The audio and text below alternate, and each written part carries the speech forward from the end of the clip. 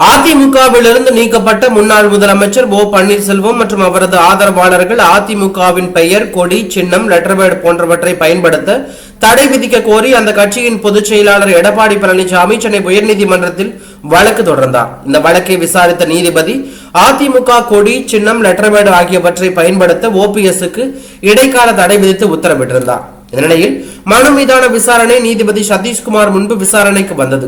அப்போது ஓபிஎஸ் தரப்பில் மூத்த வழக்கறிஞர்கள் அரவிந்த் பாண்டியன், அப்துல் சலீம் ஆகியோர் ஆஜராகி தங்களுடைய வாதங்களை முன்வைத்தார்கள். அதிமுக பொதுக்குழு தொடர்பான இடைக்கால கோரிக்கையை தான் உச்சநீதிமன்றம் நிராகரித்ததாகவும், நிலுவையில் உள்ள பிரதான வழக்கை தகுதியின் அடிப்படையில் முடிவெடுக்க உச்சநீதிமன்றம் உத்தரவிட்டுள்ளதாகவும் கூறினார். பொதுச் செயலாளராக எடப்பாடி பழனிசாமி தேர்ந்தெடுக்கப்பட்டதை எதிர்த்து தாக்கல் செய்யப்பட்ட வழக்கு இன்னும் நிலுவையில் உள்ளதாகவும், ஒருங்கிணைப்பாளர் என்ற அடிப்படையில் தான் கட்சியிலிருந்து சிலரை நீக்கியதாகவும், அதற்கு தனக்கு உரிமை உள்ளதாகவும் ஓபிஎஸ் தரப்பில் தெரிவிக்கப்பட்டது.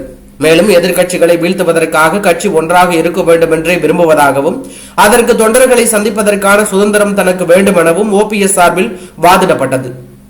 கட்சியின் சின்னம், கொடியை பயன்படுத்த தங்களுக்கு தடை விதிக்கப்பட்டால் தேர்தல் ஆணையத்தை நாட முடியாத நிலை ஏற்படும் என தெரிவிக்கப்பட்டது. அப்போது குறுக்கிட்ட நீதிபதி இது தொடர்பாக தேர்தல் ஆணையத்தில் வழக்கு எதுவும் நிலுவையில் உள்ளதா என கேள்வி எழுப்பினார். தேர்தல் ஆணையத்தில் வழக்கு நிலுவையில் இருப்பதாக ஓபிஎஸ் சார்பில் பதிலளிக்கப்பட்டது.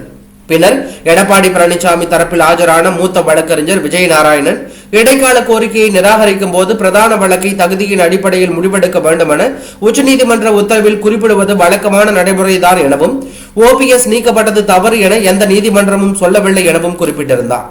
ஒருங்கிணைப்பாளர் என ஓபிஎஸ் தன்னை அழைத்துக் கொள்வதில் தங்களுக்கு எந்த ஆட்சேபனையும் இல்லை. ஆனால் அதிமுக ஒருங்கிணைப்பாளர் என அழைப்பதை தான் எதிர்ப்பதாகவும், வேண்டுமானால் வேறு கட்சி தொடங்கி ஒருங்கிணைப்பாளர் என ஓபிஎஸ் அழைத்துக் கொள்ளட்டும் என எடப்பாடி பழனிசாமி சார்பில் வாதிடப்பட்டது. இதனையடுத்து அனைத்து தரப்பு வாதங்களும் நிறைவடைந்த நிலையில் வழக்கின் தீர்ப்பை நீதிபதி தேதி குறிப்பிடாமல் ஒத்திவைக்கப்பட்டுள்ளார். இந்நிலையில் இந்த வழக்கின் தீர்ப்பு வருகின்ற திங்கட்கிழமை பிற்பகல் 2:15 மணிக்கு சென்னை உயர்நீதிமன்றம் தீர்ப்பு வழங்க உள்ளதாக தகவல் வெளியாகியுள்ளது.